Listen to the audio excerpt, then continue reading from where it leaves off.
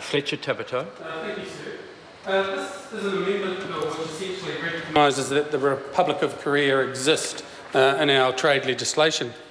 The previous speakers have, in the main, actually ignored the majority of the submitters who spoke at Select Committee. We need to have very real concern for the core provisions within this trade agreement, sir. But actually, let's just look at the trade agreement, the actual agreements around goods and services themselves. We're amending law for what has been an agreement that has been on the back step from the very start. In fact, themselves describe this trade agreement as a catch-up agreement. So we have entered into free trade negotiations actually without any cards to hold. It was spoken about previously. And in fact, the Minister kept using words like could and should when he described what he would like to see result from this trade agreement. So he kept using those words. We understand, New Zealand First understands that this country is dependent on trade. There is no two ways about it. We rely on being an export nation that exports our goods and services around the world. And so trade agreements like this, that actually when you look at the contractionary budget, which doesn't support this trade agreement, need to be looked at again and need to be looked at in the whole.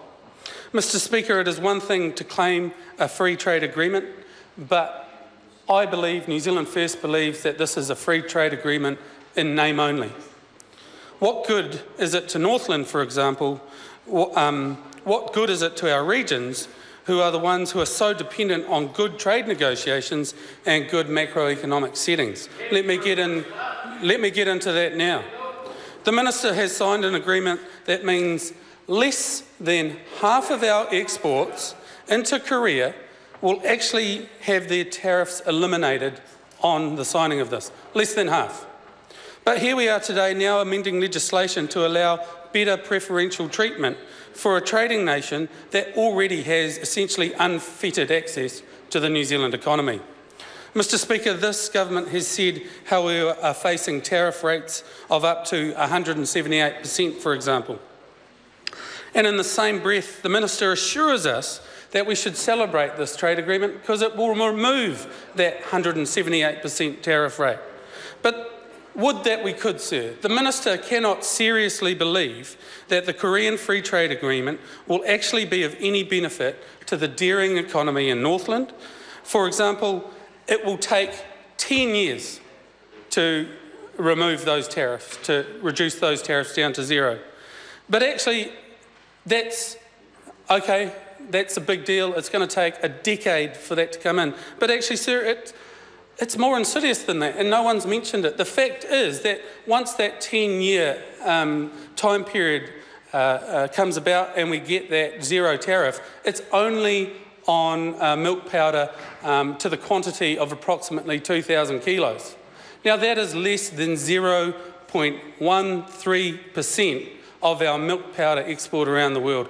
And then everything above that, sir, every kilo of milk powder sold to Korea will still attract a 176% tariff in perpetuity and for the foreseeable future. That, sir, is not a successful trade agreement. Mr. Speaker, the trade negotiators themselves had admitted that for many of our core export commodities, it will be at least a decade before New Zealand exporters are able to compete on a level playing field. Sir, it was positive to hear the Minister speak just earlier today of the quicker phase-out of kiwi fruit tariffs. He said they were at 45%. What he failed to mention is that the phase-out will be over 6 years, and he kind of made it sound like a good thing that our kiwi fruit competition in South America has no trade tariffs with South Korea at the moment. This is what is being handed to our New Zealand exporters as a good trade negotiation. Zespri themselves mentioned how positive this trade agreement was, but in the same breath, sir, they mentioned that they would take what they could get.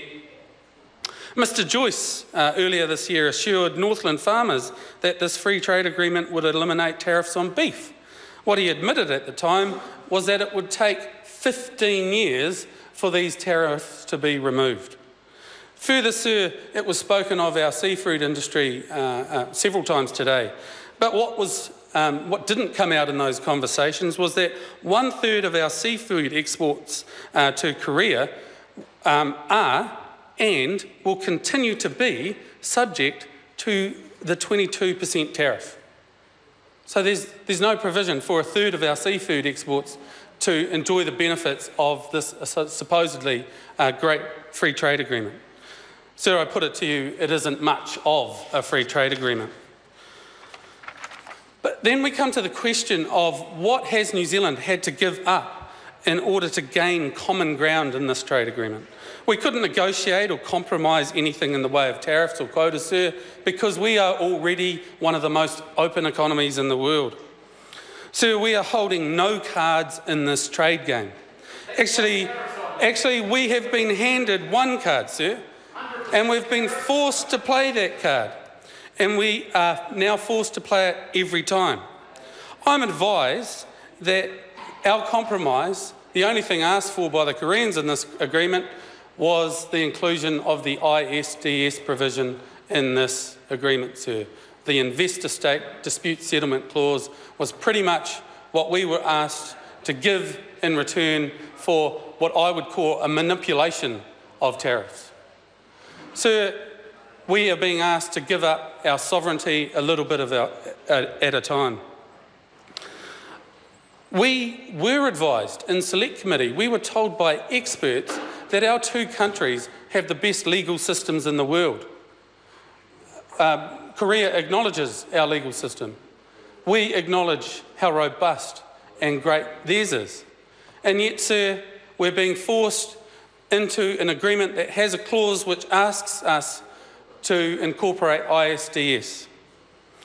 For some reason, we agreed to this, or the government agreed to this. We agreed to a tribunal system that operates as a black box, that operates outside of and independently of New Zealand laws and South Korean laws. So we are agreeing to deal with trade issues outside of our laws. That's what we have done, sir. It is illogical, and I will say it again, it undermines New Zealanders' right to create and enforce our own laws, which makes a debacle of the debate around the Magna Carta today brought to the House by the Leader of ACT, sir. The Leader of ACT who will not support a Members' Bill debating this very point in the House, hopefully in the not too distant future. Labor has spoken of the benefits of this trade agreement. They in this government have chosen to ignore the reality that the majority of the submitters to the Select Committee spoke out with passion and actually sound argument, which has been conveniently ignored today. Sir, New Zealand First believes that this free trade agreement did not achieve what was promised. What has been negotiated on our dairy farmers' behalf, for example, achieves literally nothing. The inclusion of the ISDS provision, a provision which legal and trade experts, not only from New Zealand, but from around the world, have said is inconsistent, arbitrary and lacking in transparency. New Zealand First cannot support an agreement that has achieved so little today. New Zealand First acknowledges that the urgency for good trade agreements is paramount, but we say this is not one, and these amendments are unnecessary, sir. David Bennett. Thank you, Mr. Speaker, and I'd like to